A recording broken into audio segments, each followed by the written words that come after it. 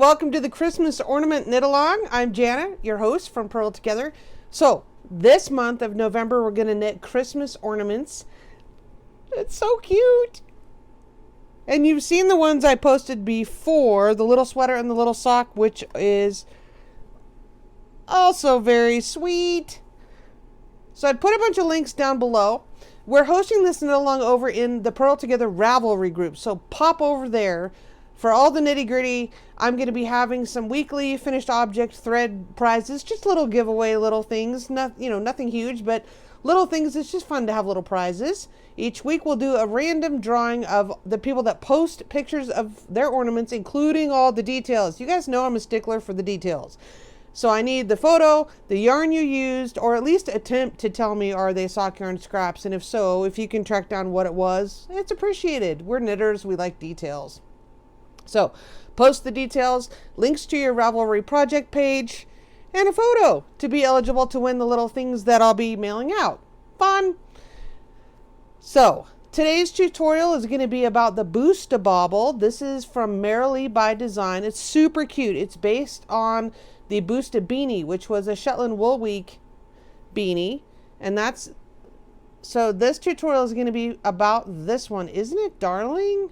And the reason I'm all bundled up is because, well, I have hat hair for one thing. Been outside doing some chores. We're expecting a blizzard. It's Wyoming. It's craptastic weather.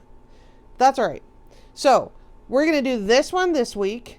I'll pick probably another one of these for next week, but you can choose whatever ornaments you want. You can knit whatever you like. I just want you to be festive, knit Christmas ornaments, and put them in the finished object thread. So like I said, all of these, the giveaway prize drawings and all of the chatter will be mostly in the Ravelry group. It's just easier to, the way the threads are organized, it's easier than Facebook. Not that you can't talk about it on Facebook. I will certainly answer questions and whatever, but the drawings for the prizes will be on Ravelry. Okay. So I hope you're having a fantastic Thanksgiving weekend with your families. And if you're hanging out by yourself, knit some ornaments. Yay. I don't know why. It's been all these years. I don't know why I haven't made Christmas ornaments before. So this is the one from today's video. I'm actually going to do another one in the reverse colors. I think that would look cool too. So watch for that on my project page. All right, before we get started, I want to give a big thank you and express my gratitude for all of my patrons. I have a new patron that I want to give a shout out to. Thanks, Megan, for joining us. If you want to become a patron, check out what I'm offering for rewards at various levels of support over at patreon.com/Purl Together. All right, let's get started. Okay, I've decided to knit my Bousta Bauble with just two colors. I have this leftover sock yarn. This is, if I recall, Malabrigo sock. I don't remember the colorway, but I'll try to look it up from a previous project and put that on my Christmas ornament project page if you're interested. And then this was a tidbit leftover that was given to me from a friend. So I truly have no idea what it is, but I like that it has sparkles. And I thought it was kind of a tan, kind of a warm color that would go well with this and create a good contrast. So the pattern calls for 3 different colors, and if you download the pattern and look at it and then print it in color, it will show that this is a different color up here than the center, and then the lighter squares, and then the bottom.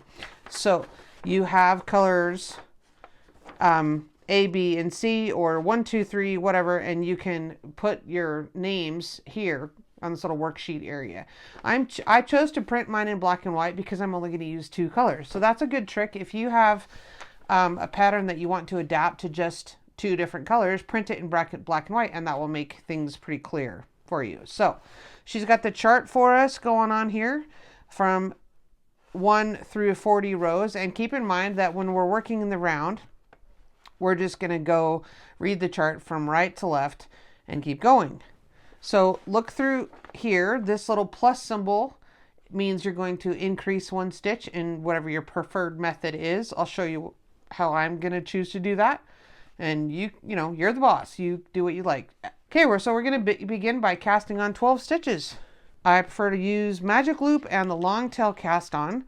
If you would like a more detailed viewing of the long tail cast on, I do have a video for that I'll put a link down below. It's kind of a dated video, but I had just begun YouTubing, and so yeah, you can go and look through that. Now I do a two-handed long tail cast on where I just pinch here and go around, make a triangle up underneath, wrap like you normally would, and then take that loop over the top. So that's how I do it. I know a lot of people just do this one-handed thing. I don't really understand that. This is how I learned, so this is what I do. And now that I'm talking, I have no idea how many stitches I have. And I also maybe buggered that last one. Nope, there we go. I just need to tighten it up. All right, 2, 4, 6, 8, 10, 11, almost 12. Okay, if you're using double points, you'll want to just distribute these evenly around your 3 or 4 double pointed needles. I'm using magic loops, so I'm just going to take my stitches to the middle and then count 6 and divide right in the center so that I have an even number of stitches on each half of my magic loop before I join in the round. I prefer to join in the round by just really tying a knot. So I have my tail and my working yarn coming off the needle that's closest to me here. I know that for you it looks like maybe top and bottom, but this is closest to me. And now all I'm gonna do here to join this is tie a little square knot. So I take my tail up over the needle there that's furthest away from me, and then I bring the one closest to me and pull that all the way through. Go into that first stitch, which is really the first stitch that we cast on, as if to purl. Wrap your yarn around or just lay it over. And I just do that so that I use the needle to be able to draw that tail through, because I want the tail to go through that first stitch and to be secure. This is just my method. And then I just tie a little overhand knot there, and I tie the overhand knot going in the opposite direction, which makes a square knot. Pretty simple and a little fiddly. Okay, knit one around. Now we're not going to have any purls in this bauble, so we're just going to knit one row in the dark color. So because I just printed my chart in black and white or grayscale, I have my dark color and my lighter color. So all I'm going to do here is row 1, I'm just going to knit. Row 2, I'm going to knit 3, increase 1. So I'll show you that in just a moment. One thing I want to take a moment to point out here is that regardless of what kind of make one or increase that you decide, if you do the knit through the front and back loop, it's not leaning really any which direction. If you do the lifted bar increase, it will slightly lean depending upon whether you bring your needle in from the front to lift that bar or you bring your needle in from the back to lift the bar between the stitches. So that does impact that. If you look at the pattern and realize that these are knit 2 together and these are slip slip knit, if you want your Christmas ornament to be symmetrical, you could make them lean the same way that the ones up here are. So these are all leaning to the right, away from the center of your motif. These are all leaning to the left, away from the center. So you could also do that here with these increases. Have the ones on this side lean to the right, and the ones on that side lean to the left, which I think that's what I'm going to try. But like I said, if it doesn't work out and I get up to here, it's like, meh, I'll tear it out and do it over if I don't like it. I just have a tendency to completely forget about this first stitch way out here on the side, and I would like start my row right here. I'm like, nope, don't forget about these little stitches way out here. Now they're hanging out here, but they're still part of your pattern. And the only reason they're hanging out here seemingly by themselves is because when you make a chart for something round, you have to leave space for the expansion. So just disregard this whole white space. It means nothing. It's just leaving room for the chart to go to the full width up here. So, but just don't forget about these stitches like I did. So we have the first knit, 2, 3, and an increase, which for me is going to go to the left. 1, 2, 3, left.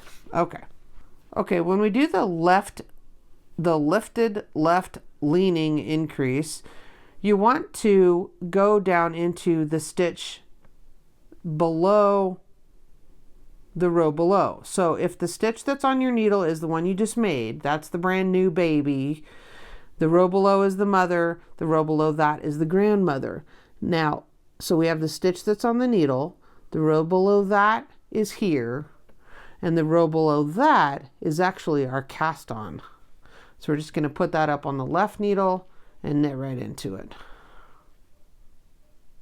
Okay, so I've knitted another 3. So the stitch I just barely knit is the baby, the one below is the mother, and the one below that is the grandmother. So I'm going to bring that up and increase there. Okay, so we've done 2 increases. We started out with 6 stitches on this needle. Now we should have 8. So I'm going to adjust my magic loop, double points or whatever it is you're choosing to do. Okay, I'm on row 2 here, and I've knitted 3, and now I need to do an increase. And I've chosen to do the left-leaning lifted increase for this particular one so that it is matching and it is symmetrical and leaning the same way as the ones that we'll encounter at the top. So if you haven't done this type of increase before where you're lifting from the row below and knitting into that stitch, go check out my video that is specifically about that. I have a split stitch here I need to deal with. I will leave a link to that video in the description down below, and you can go check that out if you're new to lifted increases, and give that a try. I find it to be smoother and creates a little bit better result than either the bar increase or the knit through the front and back loop. But it depends on the effect that you want and what you choose. Okay, so I'm going to do row 3, and I'm going to actually go ahead and do 3 through 6, and I'll show you how I'm going to introduce my new color on row 7. Okay, I'm at the beginning of row 7, so we need to begin with this lighter colored yarn, or whatever that is for you if you are using more than one color. And then I'll show you how I'm going to introduce a new color. Because this is a Christmas ornament that's going to be stuffed and, sewn shut at the top, I'm not too super concerned about weaving in the ends. So all I'm going to do first is just kind of make a little loop in my hand, and I went in that as if to knit just to begin with, to hang on to everything, and then I'm just going to put that around and hold both the tail in and the working yarn, pin it down with your index finger on the left until you can get things sorted. So obviously on row 7 I'm just alternating light dark across the row. Let me get my light colored working yarn sorted out here. This is awkward. Okay, now if you're a continental knitter or a crocheter, you shouldn't have any problem going in and picking your contrasting yarn. So you can see how I'm just alternating and how I'm choosing. Now if you want to knit one stitch and drop it, pick up your other color, knit that one, drop it, pick up your main color, and alternate like that, that's fine. It's a little, it's slower to do that certainly, but it's fine. You do what works for you, especially if you're just learning. So I'm just going to alternate going all the way across. And this is not an increase row, since it's an odd numbered row. All right, now in row 8, I'm just doing the exact same thing that we did in rows 1 through 6, except for that I'm just using this lighter colored yarn to knit through this section. And then we get to 12, we'll carry on using our colorwork pattern. I'm beginning row 9, and we're just going to bring this up the side. This dark colored yarn, we're not going to use this for the next 4 rows or so. So we're just going to kind of leave it to the inside, and we'll just bring it up as we go. It's only 4 rows, so I don't really feel the need to wrap it or twist it or any of that. And this isn't a garment, it's just an ornament that's going to be stuffed, and so it's not as if that if we carry that up the side, it's not going to catch on anything or become a problem at all. So go ahead and knit row 9 through 11, and then we'll reintroduce that darker colored yarn for row 12. I'm on row 12, and now I'm going to begin again with the darker colored yarn, and it's just been hanging out on the inside, so I'm only bringing it up just a few rows, so there wasn't any need to do any wrapping or be too concerned with the carrying of that. You just don't want to pull it too tight because you don't want anything to pucker down below. So carry on with row 12, alternating your colors as indicated and doing the increases at the same time. All right, I'm going along row 12, just being mindful of where I'm at in my chart and that there's 4 dark ones to the end of that row, and then make sure that you do your increase at the end of the pattern sequence repeat on row 12 as well. So this one for me is going to be a left leaning increase. And then interestingly, we're going to switch back just for one stitch to the dark yarn here, and then do another increase. I'm going to make that one lean to the right, but we're going to do another increase and have the light yarn. So we're going to actually end up with two, the way the pattern indicates, we're going to end up with two dark ones right together, kind of at the halfway point. So that'll be an interesting design element. Okay, so just carry on doing your pattern through the chart, and I'll check back in with you when we begin the decreases on row 28. I'm at the beginning of row 28 and I'm really liking how this is looking. I think it's really going to be cute when it's done. So I've just done my first knit one, knit two together, and knit another one with the light colored yarn, and I'm just going to keep in pattern with alternating my colors, untangle this little bit of a mess here that I have, and just be mindful of the note on the pattern about row 34 and how you want to stop at that point and use whatever filling that you want to for your ornament. I have some wool actually that I'm leftover clean fleece that I'm going to use for mine.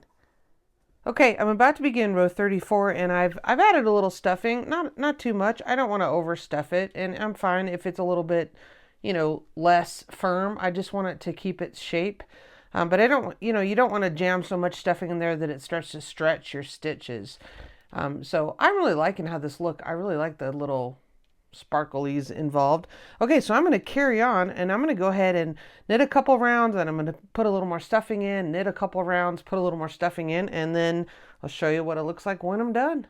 I'm at the beginning of row 35, and so now I'm just going to be knitting only with the dark colored yarn to finish this off, but I just wanted to take a moment to show you how I'm going to weave in and finish with the lighter colored yarn. So I'm just going to take my little scissors and, cut off, I don't know, a couple of inches, and then just enough really to hang on to.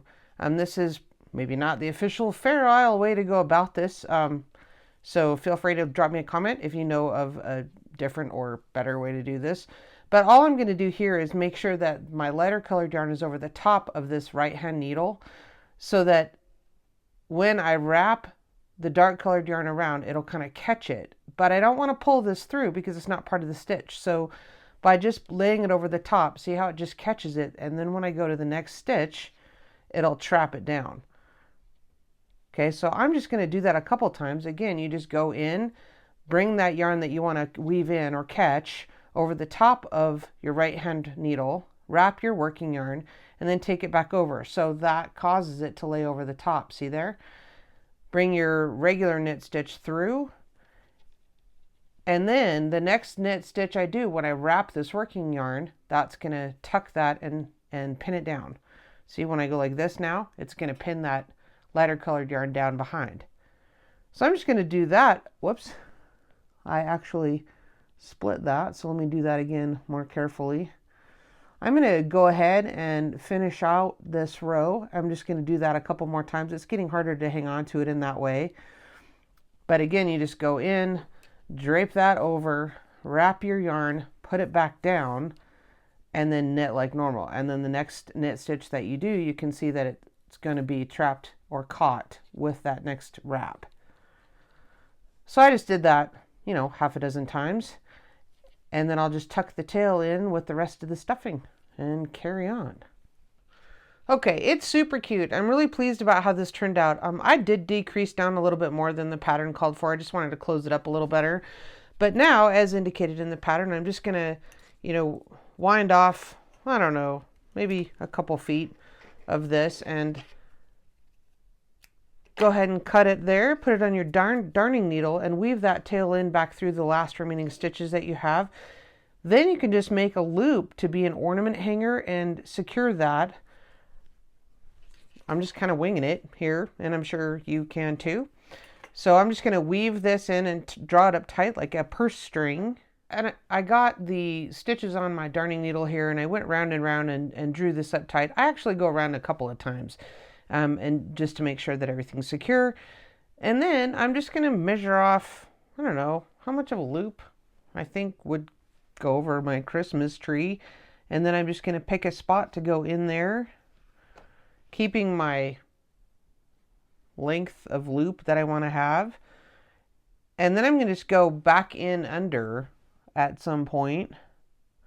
I'm not very good at these finishing techniques, but I'm just going to go back in under, and then I'm going to, that loop, the little loop that I've just made, I'm going to go in under that twice and then draw that close. So that's how I chose to do it. And then the other thing I'll do is cut the yarn here, I don't know, an inch or so. I'm just winging it. Yeah, I should take a class or something for finishing techniques, because usually I just do whatever occurs to me at the time. So yeah, leave me a comment if, see, I left that too short, but what you can do if that happens is go ahead and stick your needle in first. And then what I'm going to do is choose a spot in the dark area to come back out, like right there. Okay, so once you get that threaded, I'm just going to push that through and pull it so the tail ends up staying inside the ornament. And if it doesn't, if the tail is still too long, then I'll just trim it really close. Like that's what I'm going to have to do, because now it's stuck on the stuffing that's inside. So that's fine. There we go. And then you mash it around until it disappears inside there. Okay. Yay. Now the other thing is when we cast on 12 at the beginning, and I'm not super happy about that hole. So I'm going to take some more yarn and I'm going to stitch that up a little closer and, you know, close that little hole. It's not a crisis, but I think I would prefer having that done. So yay, really cute. I'm happy with my Bousta Bauble. All right, thanks for joining me. I'm looking forward to seeing everybody's baubles this week, or whatever ornament you like. Be sure to post your questions in the chatter thread of the Christmas Ornament Knit Along, and then post your finished objects in the FOB thread over in the Ravelry group. Okay, if you find this video helpful and you've enjoyed it, click the thumbs up button and be sure to subscribe.